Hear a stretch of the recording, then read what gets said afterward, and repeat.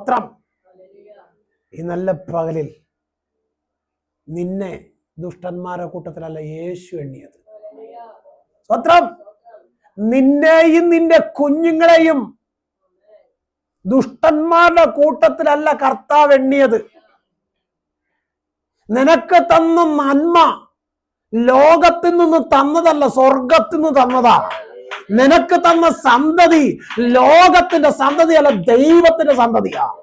നീ അനുഭവിക്കുന്ന സന്തോഷം ലോകത്തിന്റെ സന്തോഷമല്ല, സ്വർഗത്തിലെ അപ്പം തരുന്ന സന്തോഷമാ. അത് തിരിച്ചറിഞ്ഞിട്ട് ദൈവത്തിന്റെ സന്നിധി വിശ്വസ്തയോടെ നില്ല്. സ്വത്രം.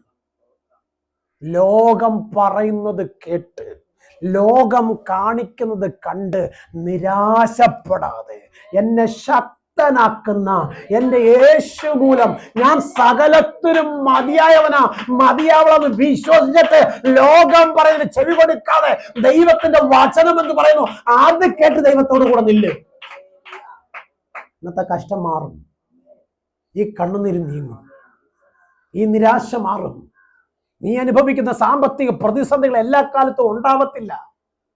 നിന്റെ ശരീരാത്മതയോട് പോരാടുന്നതിനെ തകർക്കുമെന്ന് പറഞ്ഞ രോഗത്തിന് എല്ലാ കാലത്തും നിന്റെ മേൽ അധികാരം ഉണ്ടാവത്തില്ല. കർത്താവ് തന്നെ പൂർണ്ണമായി എടുത്തു മാറ്റും. വചനം പഠിപ്പിക്കുന്ന എന്നെ ഭക്ഷിക്കുന്നവൻ എൻ മൂലം ജീവിക്കുമെന്ന്.